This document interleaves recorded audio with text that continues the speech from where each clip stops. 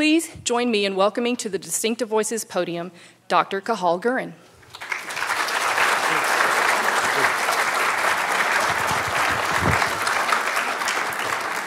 Hello, good evening. Thank you very much for giving me the opportunity to speak here. I don't think I can follow that introduction very well. I should point out that I'm about 8 hours out of time zone. I arrived last night, so bear with me if I make any mistakes. I have a can of Red Bull, just in case. Okay, so this talk is about the era of personal life archives. And as the introduction said, my name is Cathal Gurrin. I'm from Dublin City University in Ireland. And I'll be talking to you for the next 40 minutes or so about a technology that's coming down the tracks towards us very fast. Most people haven't realized it yet, but as has been written in various books and on websites, it's an inevitability. Okay, this technology is coming. We're going to have to get used to it, and I'm going to introduce you to it tonight. And it's all about the fact that much of what we do in our daily life is now being recorded digitally, and this trend is accelerating. So we have huge benefits, astonishing benefits from this technology, just as our lives are becoming more and more digital. So as we digitize more of our lives and our interactions, we will have huge benefits we'll see as we go through this talk. I already was introduced, so I won't bother saying my background, and I'll just mention the research centre I come from is called Clarity, and we have about 100 researchers in Ireland. In Ireland, that's very, very big as a research centre, and we have about $40 million worth of funding over the last 5 years to do this kind of research. So back to the point of the talk. Much of what we do digitally is being recorded and accessible nowadays, and this will give us huge benefits into the future. So it's not a strange thing for many of us, because many of us do this already. Many of you guys may have Fitbit personal health monitors, which analyze your footsteps and your energy consumption during the day and give you nice graphs and feedback of that information. I'm sure many of you use that technology already. So some of us choose to do this for part of our normal daily life. Sometimes it happens without us knowing. If any of us were using iPhones a few years ago, the Apple iPhone was recording our locations into a file on the phone that nobody knew about, and this was my location log. This was the places I went to in Ireland. You see, I don't travel very much. I mostly work in Dublin on the east coast of Ireland, but these were the places I was going to that were being logged by my phone without my knowledge. Okay? And the iPhone about 2 or 3 years ago had this issue, and I was able to get this file off and plot it on the map. So sometimes it happens without us knowing about it. Sometimes our lives are being recorded. Sometimes when people use Facebook, this is happening with our knowledge. We're choosing what to publish online, and we're choosing what people can see about us. And sometimes it happens without us at all knowing about it. So another example here being Amazon, where when we purchase products on Amazon, it's keeping a nice detailed digital history of everything we buy. It matches us against similar people, and then we start getting recommendations for interesting things that we haven't ever even heard of before, okay? But we tend to like it, and we buy more products, and everybody's happy, okay? But this Amazon generates a really, really long and detailed description of us, okay? And this is part of our digital footprint. So much so that by 2020, it's estimated that there'll be 6 terabytes of information about everybody online, okay? That's before we even go into what I'm talking about tonight, which will generate even more data. This means that I've got an Apple MacBook laptop here. There'll be 24 laptops full of information about me online by 2020, okay? And that's for everybody in the world. And what I'm going to talk to you about tonight means that'll be actually only a drop in the ocean of what will actually be there. I'm talking about generating digital memories. Everything you do being recorded into a digital archive that's accessible by you, and you can use it for whatever you want. So instead of Amazon having information about you, or Facebook having loads of information about you, you will have information about yourself, okay? And that's what this talk is about. There have been people doing this already called quantified self enthusiasts. Quantified self is a movement that aims to capture and understand data on a person's activities, daily lives, in terms of the food you eat, the exercise you do, the quality of the air, how you feel, your performance, mental and physical. People in the quantified self movement choose to log something about themselves. Sometimes it's because they have to for medical reasons like blood sugar levels. Sometimes it's because they want to understand more about themselves, okay? So this growing movement happens all around the world, and people are interested in understanding themselves better. They use technology, they use sensing devices like the Fitbit to understand themselves better. And all around the world there are monthly meetups of enthusiasts, quantified self enthusiasts. I had a search this morning when I was here, and the closest meetup was in LA. So there's a quantified self meeting every month in LA. You're welcome to go along and join and see what people are recording about themselves. But mostly it's done, as I said, for a reason. Mostly in that case, it's healthcare. Okay? People are interested in how their bodies, how they're performing. And it's only a small step from that to what we consider life logging or human digital memories. That's where we take the quantified self idea of a small amount of information we record about ourselves, and we extend that into recording everything. Okay? Record as much information about ourselves as we can, and we'll find a use for it. Okay? We'll build a digital memory, and we'll be able to find a use for it. Things like trying to remember where you parked your car at the airport in Orange County when you come back from a holiday. Okay? That'll be a thing of the past. Okay? Your digital memory will know. Your own memory may forget, but the digital memory will never forget. Okay? So it's putting all this information, all this knowledge into an archive, and you don't have to do anything. Okay? The benefit of all this technology is that it's all automatic. Just by wearing a small number of sensors, we'll be able to generate what's called the human digital memory. Okay? And that's exactly what I'm going to talk about for the next 30 minutes, 35 minutes. And human digital memories, an archive of you. Everything you do, everybody you meet, everywhere you go, everything you eat, all gets logged into a memory. Okay? And it may sound very, very strange, and you may think, why would anybody ever want to do this? Okay? And that's completely normal. Okay? Hopefully, by the time I get to the end of the talk, you'll understand some of the reasons why people do this. So there's no number of different terms people use. Human digital memory, a personal life archive, a lifetime store, a life log, an e-memory. It's all the same thing, okay? It's this collection of data about ourselves gathered using sensors. And we take control of it ourselves. It's our information, and we make it work for our benefit, okay? And that's what this next half an hour is about. It's about generating these e-memories or personal life archives, which is basically a digital surrogate memory. Everything we experience goes into our memory, but in this case, everything we experience goes into our memory as well as a computerized version, okay? And the computerized memory doesn't forget. Your computer doesn't forget the songs it has on its hard drive. Your computer doesn't forget the photographs you took, okay? Okay, your hard drive can crash, but let's assume that doesn't happen at the moment. Your computer records and stores everything about you. And it's there when you need to use it. When you need to remember, as an example, what's this person's name I've just met? I met him a few years ago, I remember. Okay, the digital memory will be there to help you to answer those questions. Okay? And it's using wearable and environmental sensors.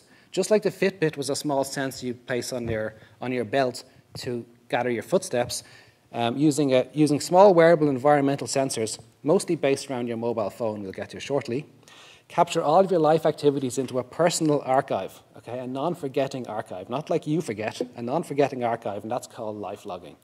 Log everything you do into an archive, and it's always there to help us when we need. And the point of this is that it has to be automatic. Not many people spend half an hour a night writing detailed diary entries. Okay? People don't have time. Our lives are all too busy for that. So everything has got to be automatic. And we develop software to make this automatic with no manual input required. It's like a magic version of our memory that's there for us all of the time. And it can be as extreme as all-day video capture. And people do this. People wear video cameras all day. They capture everything they see, put it into an archive, and then they can get information from this archive later on. And we look at some of that as we go through the next half an hour or so. So a life log really knows everything you've done. Okay? It has access. It's gathered. It's sensed everything you've done in your life, where you've gone to, who you've spoken to, what you've eaten, how many steps you've taken today, how much exercise you've taken, are you feeling good, are you feeling bad? Everything is going to be stored inside of an archive, and it's there to help you when you need. So this diagram, or this image here, is from one of our pieces of software we wrote a number of years ago that uses wearable cameras like this here, or this one here, that takes a number of pictures, about 5,000 a day, and takes those, understands them, analyzes them, and divides your day up into round about the 20 most important things you did. And based on those 20 most important things, it decides what is the most important, what is the least important. The least important is probably going to be having breakfast, okay? Because we have breakfast every day. It's always going to be roughly the same, sit at the same table, eat breakfast. The most important is when you meet people, interesting people, new people. And that's why the pictures are bigger for most important people. But we'll get back to that shortly as well.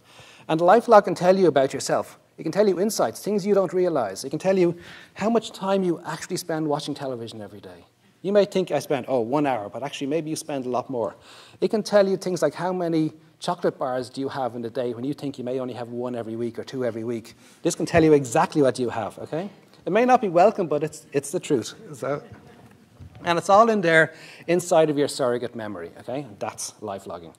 But we have to be careful of one thing. We're interested in generating surrogate digital memories that work with your memory, not instead of your memory, okay? This isn't a crutch for people who don't want to remember things properly. This is going to be working with your memory. When your memory isn't there, this is there to help you. When you can't remember where your car is, this can answer your question. When you can't remember what bottle of wine you drank on Thanksgiving 2 years ago, it'll be in the digital memory and you'll be able to find it again, okay? That's what the benefit of this is. So the benefits, though, are huge. They're immense. They're enormous. And I can only name, maybe, in the next 5 minutes, a handful of benefits. We don't even know what benefits will be here as we go through the next 10, 15 years. But I broke them down into healthcare, productivity, learning, and social personal benefits. Healthcare. We're actually at a massive change, a revolution in people's healthcare at the moment. We're about to start this revolution, which is that we're becoming a quantified and augmented people. We're wearing more sensors all the time. The sensors are going to tell us more about ourselves. We can get our entire genome sequenced right now, and that'll help us out in healthcare into the future. Using wearable sensors right now, and in the future implanted sensors, we'll be able to understand our bodies like we've never understood before. Okay, we'll be able to move towards this idea of an augmented person, a person that knows more about themselves than we've ever imagined we could possibly know about ourselves. We would know when we're going to get sick before we even get sick. We know the dangers that we have of certain illnesses before we get those illnesses. So we're moving towards this stage, and it'll actually make a huge difference. We're probably now at the era when the children born in the next 20 years will easily live past 100, okay? We're at that stage of quantified humans where you know more about ourselves, people live longer and longer. I'm probably too old for that. A lot of people here may be too old for that, but there are people that are going to be living till 100, 150 that are going to be born in the near future, purely because we understand healthcare better. So the benefits, we'll have detailed health chronicles, not an electronic health record that a doctor pulls out when you go to visit or a hospital has a record about you. We'll have detailed chronicles of life. We'll know exactly what temperature your body had at any point in the last X number of years, how many steps you've taken, how much exercise you've done, what you've eaten even, okay? And all this will go into a detailed health chronicle that can be accessed by medical professionals for your benefit. That'll lead to us having longer, more active lifespans, okay? We'll be more active for longer and we'll live for longer. We'll have early illness indicators and warnings that allow us to have e-healthcare interventions at much lower cost. So we'll know in advance if we're going to be catching a flu or catching pneumonia or something in the near future, and we can intervene at that point rather than wait till we've got sick and then try to solve the problem. And all this is being done by sensing our own bodies in a way we haven't been able to do before. We can identify trends in healthcare. What happens to our bodies after we do something like going for a very vigorous activity? Does that affect us the next day or not? We may never even know that ourselves yet, but the sensing technology can tell us that. And then the real benefit that is really, really interesting to think about, shared records. If we have this data for tens of thousands of people, hundreds of thousands of people, and we share this information inside of trusted sources, then that gives us new knowledge. We can have population-wide analysis and population-wide epidemiological studies to understand what are the causes of certain illnesses that we can't see ourselves yet in normal healthcare at the moment. Just by identifying what were people doing that got a certain disease 5 years ago, 10 years ago, 20 years ago, and how are they different to other parts of the population. So in the US, this is the US, I'm used to speaking in Ireland, you can see, there was a town called Framingham, which had a Framingham study carried out since the Second World War, and they were analysing the root causes of heart disease by analysing the people in detail in that town called Framingham. And that was one very, very small-scale example of what can go on in this type of concept. So, looking more into healthcare, we've built a few different technologies ourselves in our university. Some you may like, some you may not. This one here on the right-hand side being the most obvious one on this screen. This is a diet record. So this is using wearable cameras to identify when you're eating. And then currently it's a manual process to say what you're eating, but we're moving towards an automatic process with software to analyze pictures and say, well, you're eating this much of potato, this much pie, this much of meat, etc., okay? Automatically analyzed into a diet record. Add that with this other graph on the top left-hand side, which is analyzing your activity. How much movement do you do during the day? Using the accelerometer in your phone, Some of my really, really talented PhD students, not me, but my PhD students back in Ireland, have been able to identify to 96% accurately how much energy you're burning by having the phone in your pocket, okay? Now, a Fitbit, I probably won't want to say because I'm on camera, but other devices you can buy in the shops are nowhere near as accurate as that, just by analysing the accelerometers in the phone. And the accelerometer doesn't tell you an awful lot of things about you. It can also tell you whether you're walking, standing, sitting, driving, flying. You can tell whether you're the driver or the passenger in a car because they're that accurate at the small movements that are being generated. So by analysing these kind of sensing values, we can then understand how much activity you're doing, how much energy you're burning, also how much energy you're ingesting, and then we can start to identify why are you losing weight, why are you gaining weight. That's just one example. Another project we're doing here in Dublin is called Sincere, and that's once again using mobile phones to generate life logs, but with different focuses. Life log for my healthcare is what I'm going to be interested in here. My healthcare life log tells me about myself, okay, automatically by the phone just uploading data to our cloud-based service, where we can identify our calories consumed, we can identify the walking we've done, how many hours we spent sitting down, how many hours we spent walking, what's our best day of the week for normal exercise versus a sedentary day of the week. Even things like if it's difficult to see here, my wellness score and my health score, or my safety score. My wellness score is basically matching against an ideal of what I would like to be in any one particular day, how much exercise I'd like to do. And my safety score will tell me how much danger am I putting myself in. Am I going to bad parts of town? Am I not exercising enough? Am I not eating enough, etc.? Okay, so different analyses. And that's just some basic examples of healthcare. But the most interesting one, as far as I can see, is the long, detailed archives over many different people shared together to generate new knowledge. And remember, if we're doing this, you don't have to do anything except, in theory, have a phone in your pocket or some small wearable sensors. So productivity, then, in the workplace especially, we can capture knowledge and procedures. By wearing cameras and devices, you can capture how, for example, to fix a jet aircraft engine. When somebody else who's new to the job comes in, they can see what other people have done in the past and follow the same procedures. Okay, so capture knowledge and procedures in digital memories. That can allow us to generate corporate memories. What are the knowledge and the procedures and processes that people follow inside of organizations, and can that be used across the whole organization to improve the organization? With shared knowledge giving us increased productivity, and that gives us innovation, not perspiration. People don't have to work as hard or as long because they can reuse knowledge that people have generated in the past. Improved health of the employees in corporate wellness programs, based on the healthcare we've seen before. Enhanced search and information seeking. Google works very well. I'm sure you guys all use Google all of the time. And that works well because it knows about us. It knows what people click on when they are interested in certain topics. By knowing what we know already, you can get a better quality search engine. By knowing what we've read in the past, what we already know, where we are, what we're doing, are we on the bus going to the cinema? If so, then I need to get information on restaurants, etc., that kind of thing. And we can also identify personal trends and habits. Things like, if I'm at work and last night I had a really, really large steak, how much does that affect my productivity? Should I do something different this afternoon, or should I just try to focus on my whatever work I have to do? So identifying trends of your own life over time and how that affects you. Examples again. Productivity. One example, we were trying to build a tool that was going to analyze all the information anybody has ever come across on their computers. So we built this tool which basically takes screen snaps every 10 seconds, takes the text off the computer screen, whether you're reading it or whether you're writing it, puts it into a search engine and allows you to go back and find that at any moment. Not only find the screen that you were on, but find exactly what program you were using and where you were writing that piece of text. So you can see anything you've looked at or read in the past comes right back to you at a moment's notice. So at any point, if you're interested in this case, I was writing a paper about personal life archives. When was I reading about that in the past? What was I doing?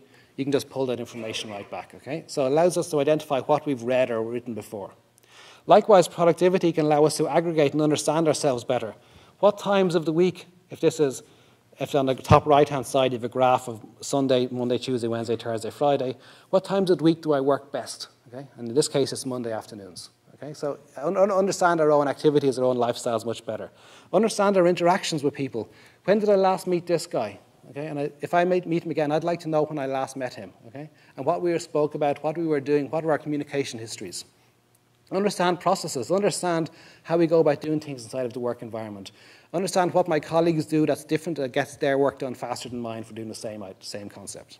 Okay? And then be able to aggregate and visualize all of that. Likewise, enhance the awareness of productivity. Be able to chart and understand exactly how people are doing tasks and how they're doing them better over time. In this example here is actually a slightly different example than what I was talking about, but it's an example of ethnographic studies, understanding what people are doing at certain points in the city and at certain points in time, and be able to chart and carve that up. To understand, for example, when did people see the Coca-Cola logo? At what time of day did they see that in their normal environment? And whereabouts in the city were they when they saw the Coca-Cola logo? That kind of analysis. Okay, and then learning, and this is the one that we've done almost little or no work on. It's very, very difficult to do, where instead of having to remember for exams, we actually have to remember knowledge. So the information we read, the information we process, the books we read, the websites we read, all get stored into our e-memory or digital memory, and that becomes a lifetime reference for us. We can go back and find out when did we last see information about something like, for example, how far is the Earth from the Moon? We shouldn't have to remember that. We should be able to access that ourselves from our own digital memory. We can capture our thoughts and our opinions and our notes as we write notes about things we read, as we discuss with our friends, even it should capture all that information into our own archive to allow us to have greater personal understanding of ourselves and how we learn, and understand what are our optimal learning strategies. So for some people, they can learn language by sound. Some people learn language by looking at how the words are written, to understand that for ourselves and allow us to make better quality learning strategies in the future. And then shared knowledge and experience, social learning. Understand what my friends who share data with me, understand how they learned, what they think is important from what they've heard, and I can access that information as well. And then what I think is also most interesting is customized textbooks and learning approaches. The idea that a person like me, because that's my job, stands up in my university in Dublin and gives a lecture 2 hours a week to a class of students about how to make search engines. That idea, that process is being changed as we go forward. So we'll have customized learning, online learning, even customized textbooks that take into account what I've seen in the past. Since we're moving from physical books to e-readers and digital books, then we can easily customize the books to suit the knowledge that the person already has themselves and how best to suit their learning ability. So learning will be revolutionized quite a lot as well, even by just taking into account what we're reading and what notes we're writing and having all this information available to us. And then social and personal as the last example, benefit. We'll have an accurate memory when we need, okay? That's the obvious example of any of this. Where did we park the car? What bottle of wine? What was the recipe for something I cooked 2 years ago that my friends like now they're coming back, they want to eat it again? That kind of thing, okay? So a memory of our interactions, our places, our experiences, and our moments.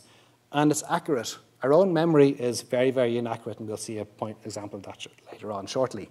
Leading to a greater understanding of the self, allowing us to understand ourselves better. What makes us work really well? What makes us very slow? What's our positive experience? What's our negative experience? What should we avoid in the future? What should we try to do more of? Okay? Quantification of experience, visualizing our experience and our summarizations. We'll see that over the next few slides.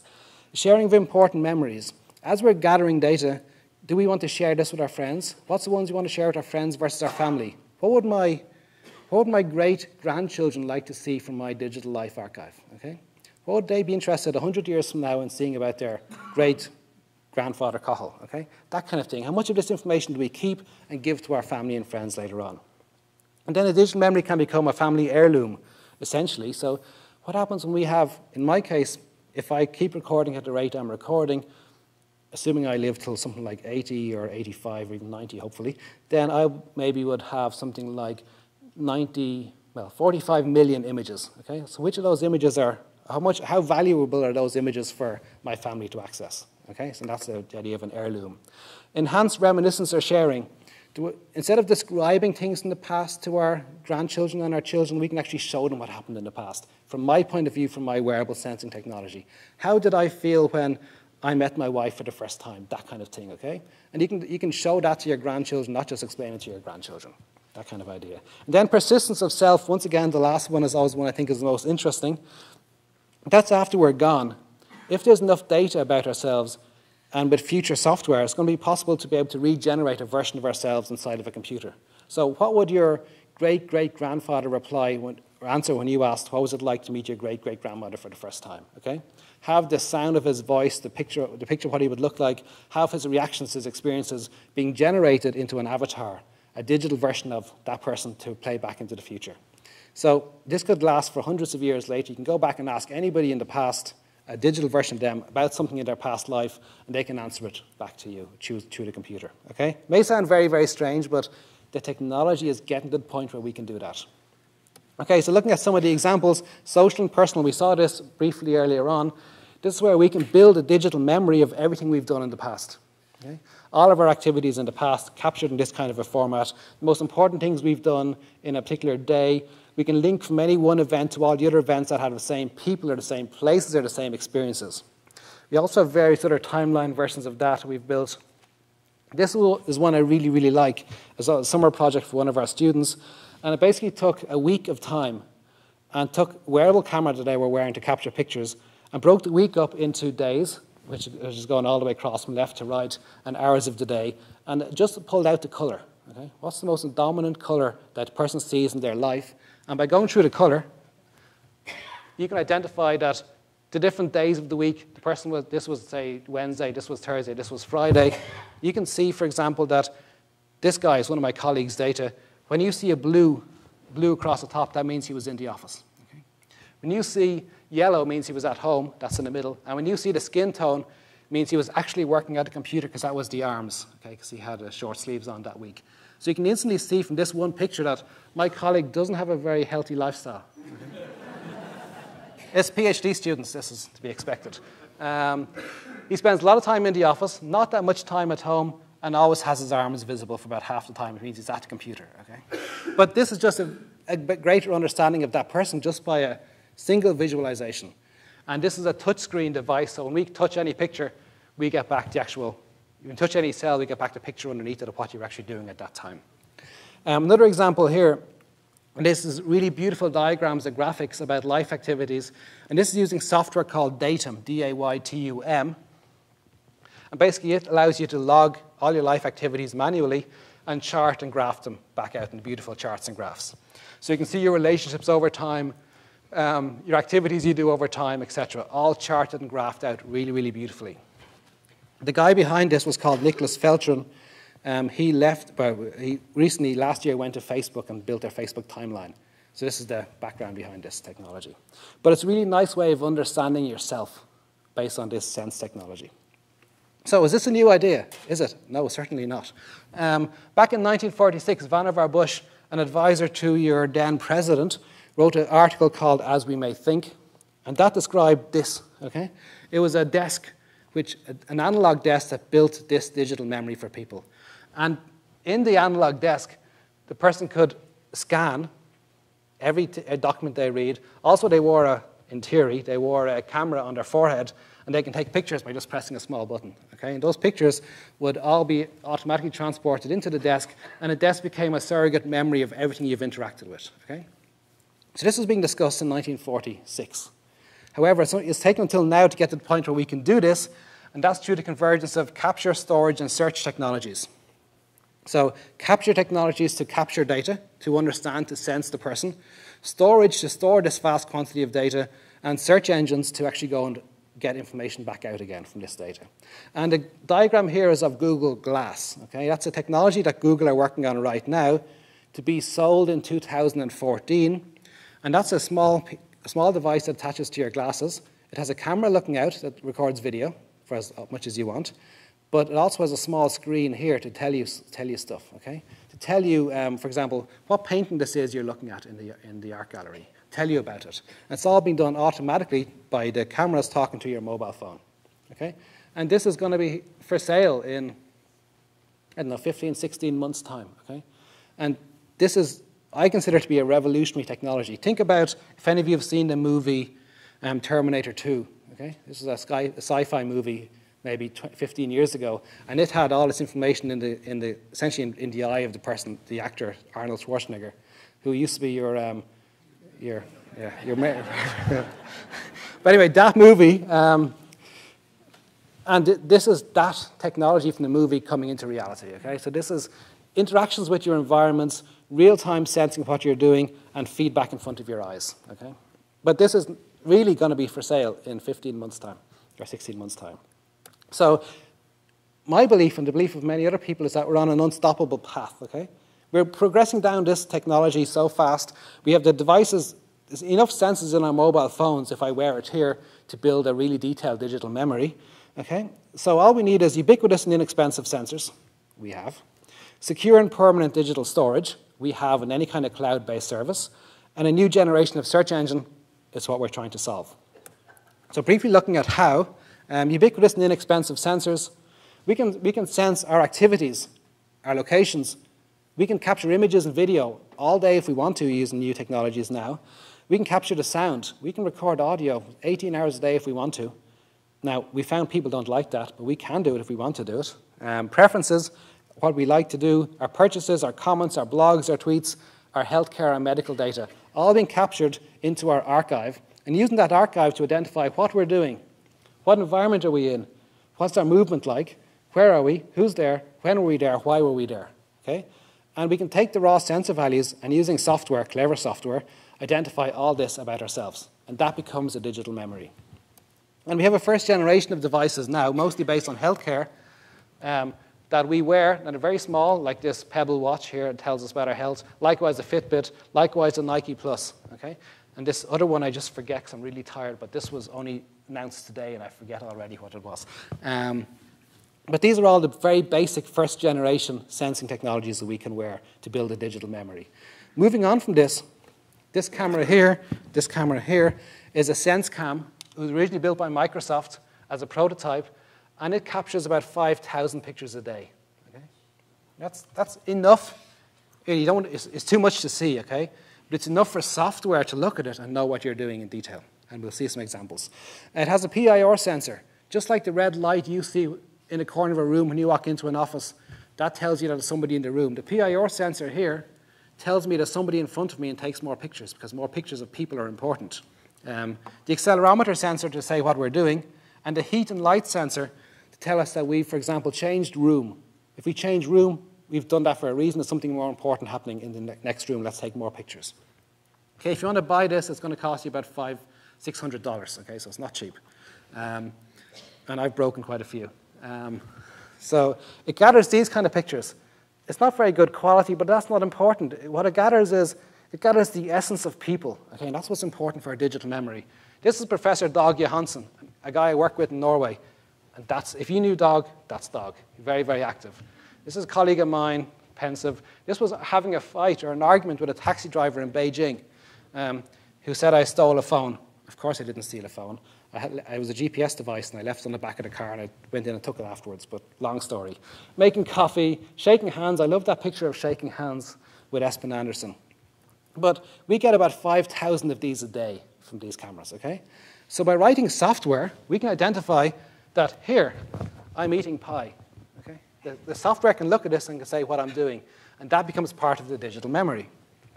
And if you think this is strange, and it's not really going to be worn by people, these devices here, Momoto and Autographer. Momoto is a small, really, really small wearable camera that just went on Kickstarter about 2 weeks ago and has already got 9 times its requested funding so far. Okay, this is going to be released in the next few months. Very small wearable camera, 2 days of data gathering from this very tiny camera. Also Autographer, which is another wearable camera being released very soon. So you're going to get these in the shops. Okay? But they only capture photographs. If you want to capture video and do real hardcore life logging, then not that far away. On the left-hand side, top left-hand side, is a guy called Steve Mann from Canada, and he's been doing this for 30 years, okay? Gathering data, recording video of his life for 30 years, and building technologies that will be used to help people do this in the future. The guy in the top right is Sergey Brin, one of the 2 heads of Google, and he's the guy behind Google Glass, okay? There's many other security force and sports applications you can get, but this here is a nice picture I took in Beijing last month, which is the range of wearable camera devices you can buy in a typical Chinese electronics marketplace for less than $100. Okay? So these are incredibly cheap devices, hence people are going to buy them and use them. Mobile phone is a really, really useful technology. It has every sensor you want and has a camera. You can use mobile phones. And the fun platform from MIT is one of the key ones in that. Likewise, we've built our own in Dublin City University that uses mobile phones to gather data as well. And one kind of a little bit further out there concept is brain-computer interfaces. It's not as scary as it sounds. It's not drilling holes in your head. It's simply having sensors that are touching your skin. And using those sensors touching your skin, we can read your brain signals. We can identify, are you happy or sad, excited, bored? Okay? We can identify if you recognize a picture or a face in a picture that's flashing through faster than your eyes can, than your brain can, then you can identify it. The brain-computer interface can see you've identified somebody you know in pictures that are going maybe 10 a second. Okay? It's also possible, believe it or not, and it's only something that came across recently, to write signals back in. Okay? Not only read what your brain is thinking about, but change parts of your thinking inside of your brain. And this has been done in trial format. But it's very simple, and it's a long way away, but people are able to do this. Okay? And this allows us to identify when are we happy, when are we sad. With a camera, what are we looking at? And that can allow us to do really important things like, if something very traumatic happens, we don't want to get reminded of that in our digital memory. We can just get that hidden away. Okay? It doesn't have to be brought back up at any point in time. Okay, so the key point here is capture as much as we can now, and the challenge then is to use this and make this useful for us. And that's using storage. I'm going to go through this pretty fast. I'm running out of time. Kreider's law is a law in computer science that states that hard drives, hard disks, computer storage densities double every 18 months. Okay? And it's worked most of the time up until now, and it has given us a 50 million-fold increase in disk capacity since 1956. So if that's true by 2020, we can capture stereo video, as in 2 video cameras either side to capture stereo, during all our awake hours for 1 year for $35. Okay? So essentially the cost of doing this, recording video all the time, is zero, or close enough to zero. However, Kreider's law is kind of broken because we don't have, in the last 2 years, it hasn't kept pace with the growth prospects. And over here you can see there was a price of hard drives. It's always been roughly the same for the last few years, and then suddenly it peaked because all the hard drives in the world, not all, a lot of the hard drives in the world are made in Thailand, and they had floods in 2011, and that actually caused the price of hard drives to more than treble. Okay, so there's been a few hiccups along the way, but assuming we can keep the hard drive capacity growth increasing into the future, then it is possible to actually record video in stereo of our entire lives and record it for almost, and store for almost nothing in the future, in the very near future. And then the cost right now, it costs about $80 per terabyte per year to store like basic video for a whole year. But it probably costs 3,000, okay, I didn't change this to dollars from euros. It probably costs $3,500 to store that forever. Okay? And forever becomes important when you talk about digital memories because you don't necessarily want to delete your memory, or you want to pass your digital memory on to your ancestors. Cloud storage, though, will cost $1,500 per year if you store it on the cloud, in a cloud service. So at the moment, it's more economically feasible to store it yourself. And that's a really big, important issue. But other issues with storage is where to store it. I don't just mean cloud versus your own hard drive. I mean, where? Do you store it in the US? Do you store it in Ireland? Do you store it in some country that doesn't have any laws about accessing data? Okay? There's all these kind of things you have to think about. What happens? Who owns the data if you store it in the cloud? Okay, so if you store it in a Google service or a Microsoft service, do they own the data or do you own the data? Can they delete it? Can you delete it? Who can demand access to your data? Can the police, can the government, can other people demand access to see your entire life log of data? And why can they demand access? Can they demand access to see for something as simple as, we believe you're driving too fast? Okay, let's go back and let's check. Even though we didn't have a speed camera catch you, we think you drive fast. Okay, that kind of idea. They could do that, but I don't think anybody will. Who pays for the storage? Do you pay the money every year, or does some service pay for it in order to get some information about you to market and advertise to you better? And then do you store this forever? And how long is forever? Okay? Do you delete your digital memory, or does somebody delete your digital memory when you die? Or is it kept by somebody? If it's kept by somebody, who is that somebody? And what do they do with it? And when do they decide to give it to somebody else? And does this go on for decades, centuries, millennia, or what? When does it eventually get deleted? And how long is forever? And that's a very, very interesting question. That's something we've never had to think about before, because up until now, the person's memory essentially is going to be composed of photographs and letters and stuff in the attic, and now suddenly it's this hard drive of stuff. And what we do with this hard drive of stuff. And that means we come up with the idea of digital estates. So we'll have wills in the future about what happens to our digital data, who gets access to our digital data. And even that's really important, because if you wear cameras, which I do, a lot of stuff in there you don't necessarily want everybody in the world to see, okay? It happens, no matter what. You will drive too fast, you will do things you aren't proud of. So do you care if somebody sees that after you're gone? Do you care if your grandchildren see something in the 50 years from now that I didn't bother deleting because I'm too tired tonight to delete that data? Okay?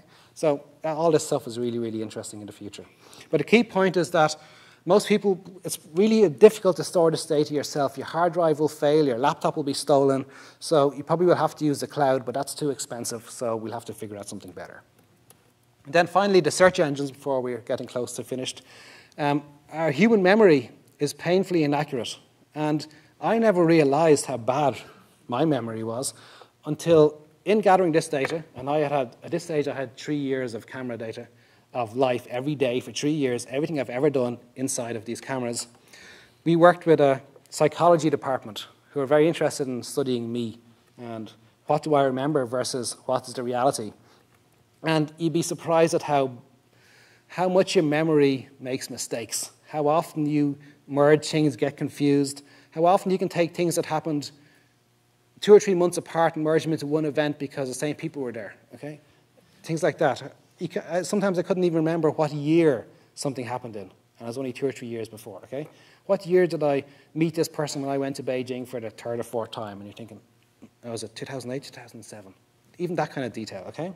So our memories are not particularly good. They're subjective, they're patchy, they're emotion-tinged, they're ego-filled, etc., okay? We forget, we get confused, and they decay, okay? Our memories, over time, we lose memories, and it's natural. Okay? We can be busy, we can be overloaded, we can be overwhelmed, we can't find stuff from our memories. So why not augment? Why not do this digital memory thing? It's going to be useful for us in the end. It's not so strange either, because we've been doing this for a long time as people.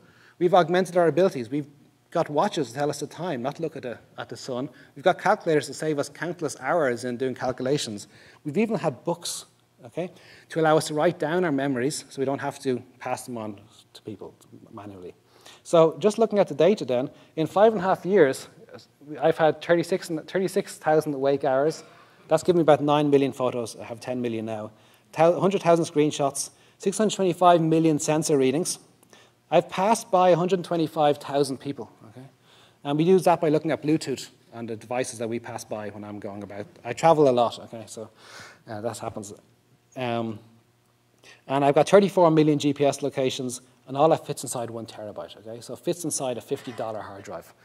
And it took me 127 seconds to find anything inside that archive, okay? Because our search engines are still not particularly good. And that's a really, really big challenge, okay? But in that 36,000 hours, the key point is that I've done 58,000 different things, okay? We know from our own experimentation that we do about 30 different things every day, people in general, okay? You have breakfast, you drive to work, you meet the first person, you sit down at your desk, do a bit of work, you go for coffee, 30 of those different things every day. And that's 30 different events. And that's the most important unit of retrieval we have, which allows us to go back in our past and find an event, find something that was of interest to us. And this is done automatically, okay? So we take all of our data we generate using the cameras and using all of our wearable sensors. We break them up into these 30 different things every day automatically. We annotate each one with as much information as we can get so we can find it again later, like location, people, who was there, where was it, what were you doing, what were you feeling like, all this information automatically associated with every event. We identify the most important ones. The most important ones are when I'm doing something new and interesting, not when I'm having breakfast or talking to my colleague I meet every day. Then we link by association between events. What are the most similar events to this particular event in the past that we've done? And if we don't do that, if we just take the data, it looks like this. And this is an example of what this data looks like if we don't do event segmentation. A day looks something like that, or it looks like that if you play them back fast, okay? This is 2006, the first day I wore the camera, actually. And you see the laptop's pretty old, desktop's pretty old, very messy office. I spent most of my time working. I was looking at buying a new home, hence I went for the mortgage brochures. And then that colleague was leaving that day and went to Microsoft in Seattle, actually. So this data is kind of pointless, okay? Because in order to understand anything, I'd have to play it all back, okay? So we need this event segmentation. And event segmentation turns this mess of data into what we've seen before, okay? The nice, organized, structured 20 events every day. So that to that, okay? And that's what event segmentation gives us. And that's a key underlying technology. And then we want to be able to search and retrieve events, find an event in the past, find that dinner party, find that time I cooked a turkey in a really, really great way for Thanksgiving, okay? Find that bottle of wine I bought in the shop when I also met one of my friends. We want to summarize events to identify just the most important picture to represent every event. We want to share events with people, share them to Facebook, share with our friends, share with our family, extract knowledge from events, so understand events, what happened in the events, and then aggregate our own and other people's events together. One of my PhD students did a lot of work on understanding the motivations for sharing of this data between parents and children. And one of the main motivations was the fact that the parents and children could both get their same data about the same event and merge it together and get different people's views of the same event happening over time. So it's very, very interesting work. And then types of search we want to do, I'm going to speed up. Reminiscence, we want to storytell, so we want to be able to find out from our past and reminisce about things we did in the past. We want to reflect on our own lives, which is kind of analyze our own activities. How much do we eat? How little exercise do we do, etc. We want to remember the past by recollecting, so go back and look through our past and understand ourselves better as well. You want to retrieve the bottle of wine, the car park space, etc. And then we want to remember our intentions in the future. When I met somebody, I want to remind me to tell them that I had to do something, okay? When I pass by the shop, I have to go in and get the milk, that kind of remembering of intentions. So these are the different things we want to do with our memories, so we've got to build these search tools across our digital memories. And search using spoken or text queries. Search using where we are right now, where I am, what I'm doing right now, use that to build searches. Searches for objects, locations, people, feelings, or any combination of the above, okay? So search for that bottle of wine. Search for when did I last see this particular picture I saw in the gallery, okay? That kind of thing. So I'm going to fast. Let's finish up with concerns and future ideas. So concerns, I guess you have a few, okay? So you probably have a few concerns like, probably not the first one, you probably have the second one. The first one is how much can be captured, my main concern. How much data can we actually gather in? How can we gather all this data? The second one is privacy. And that's privacy goes both ways. It's privacy of me, because this is my data, and how much do I care what other people see about my data, okay? So how much do I care what my grandchildren see about my life in the future, okay? And that level of privacy. And then privacy of you guys. If I have this camera on, am I infringing your privacy, okay? The camera isn't on, by the way, because I wasn't sure what people would think. There's no flashing lights, it's not on. Privacy of the wearer and the subjects. You may be surprised to know that it's not illegal to wear cameras in the US in a public place. And this is considered a public place. Because one of the companies that are selling these cameras in the future, I was talking to them about this about a month ago, and I said, what is the situation with that? And they said, oh, it's okay. But they looked into it. They had lawyers looking into it.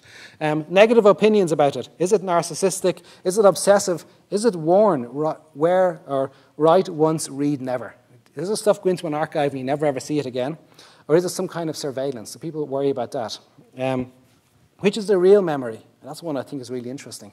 Is this memory here the real memory, even though it's wrong and has mistakes? Or is this memory here the real memory of what I've done? Okay. Then leaks of data, now and later. So if somebody gets access to my data, what can they do with it? Okay. Now, what can they do with it later? Can we support forgetting? Do we want to remind people of past experiences that they don't want to know about, or don't want to remember again? Where to store it, we've said. Who can access it? It's my data, so I don't necessarily share it with anybody.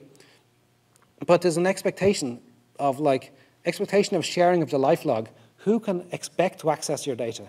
If you meet a new partner, a new wife, a new husband, new girlfriend, new boyfriend, can they reasonably say, well, let me see your last 5 years. You said X, Y, and Z, let me see. Okay? And I got that question, okay? So this is interesting. You can't, okay? Because everybody has a version of themselves that they portray out. And then if it falls into the wrong hands, what happens? What can people do with your data? So some of the issues.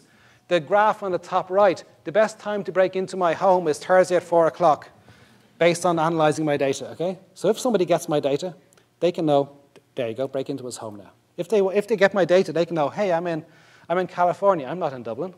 It knows everything. It knows the toothpaste I use. It knows when I'm speeding in my car. It knows when I'm talking to people. It knows who I went out for drinks with. It knows everything, okay? And this is a real problem if it gets into the wrong hands. If you told, I don't know, somebody you never met that person, I don't know who that person is, and your digital memory has that person, yeah, it's trouble. Societal issues as well. This is the last slide, essentially.